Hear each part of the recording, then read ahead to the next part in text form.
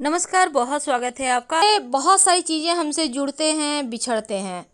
अब आज हम सजीव और निर्जीव दोनों ही तरह की चीज़ें होती हैं जिनके बारे में आपको बतलाने वाले हैं। देखिए, बहुत बार क्या होता है, आप कुर्सी टेबल भी खरीद कर लाते हैं तो अच्छे समय में लाते हैं ना, क्योंकि अच्छे समय में लाया हुआ चीज़ अच्छा ही फल देता है, क्योंकि हर एक वस्तु का पैरा होता है, चाहे वो सजीव हो या निर्जीव हो। इसलिए शुभ मुहूर्त देखकर या फिर कोई अच्छा दिन देखकर आप शॉपिंग करते हैं। तो आज हम पेड़ पौधे की बात करेंगे जो बिल्कुल सजीव हैं, और पेड़ पौधे हमारे भाग्य को प्रभावित भी करते हैं। जैसा कि आपने सुना होगा, बहुत बार महंगे रत्न अंगूठियां लोग नहीं पहन पाते हैं तो कहा जाता है पेड़ पौधे की जड़ पहनो, तुम्हारे भाग्य को सूट करेगा, भाग्य प्रबल होगा। तो क्या ये गलत है? बिल्कुल नहीं, क्योंकि ऐसा सच में होता है। तो आज हम जो आपको बताने वाले हैं वो बहुत ही सिंपल है। आपको अपने घर अदरक, हाँ दोस्तों, हम बात करें अदरक की, लेकिन उसके पहले कि हम आपको प्रयोग बताएं, एक बात आपके लिए जानना अति आवश्यक है। देखिए, टोटका है ना, तो टोटका का मतलब होता है टोक नहीं लगना। यानी जब भी आप ये प्रक्रिया करें, क्रिया करें, तब आप चुप रहें, किसी से बातचीत उस समय नहीं करें और चुपके से करें, क्योंकि टोटका में अगर टोक लग गया तो वो काम पूरा नहीं होगा। आपने घर के में भी बड़े बुजुर्गों से कहते हैं वो सुना होगा, टोको मत, कोई काम कर रहे हैं तो टोको मत। इसका मतलब भी यही होता है कि टोकिए मत, बोलिए मत, काम पूरा होने दीजिए, फिर उसका रिजल्ट देखिए, फिर आपका काम बोलेगा। तो अदरक की बात कर रहे हैं। अदरक आपके घर में है? नहीं है तो मंगा लें, क्योंकि अदरक को माँ लक्ष्मी का स्वरूप माना जाता है। ऐसा मान्यता है जिस घर में अदरक होता है उस घर में धन की कमी नहीं होती। और अगर आपके घर में अदरक है और उससे पेड़ निकल आए तो बड़े ही भाग्यवान हैं आप, क्योंकि अदरक से पेड़ निकलना भी आपके जीवन में तरक्की की सूचनाएं लेकर आता है।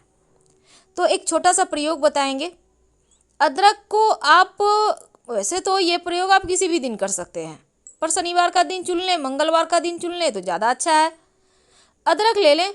अदरक का आप स्लाइस काटें। किधर से काटेंगे? जिधर से अदरक में अंकुर निकला है, जिससे पेड़ निकलता है, उधर से ही काटें। अंकुर को रहने दें, थोड़ा सा छोड़कर आप काटिए।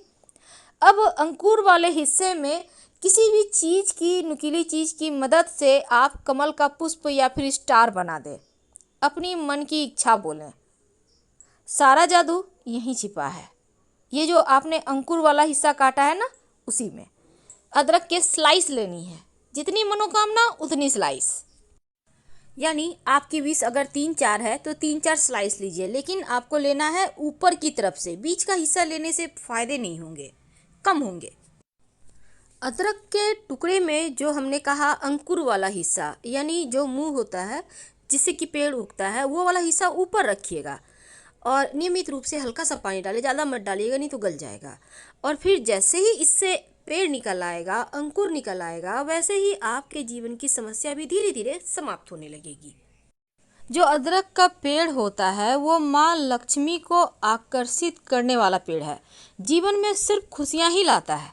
और जहाँ भी, जिस घर में भी अदरक नियमित रूप से खाया जाता है, उसको रखा जाता है, उस घर में बरकत होती रहती है और उस घर में परेशानी नहीं आती।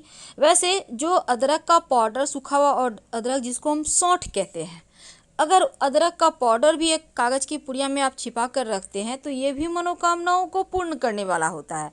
बस एक बात हमेशा ही याद रखिएगा कि अदरक आपके घर में है तो जैसे पैर ना लगे, ऐसे पवित्र स्थान पे रखें और हमेशा ही इज्जत दें।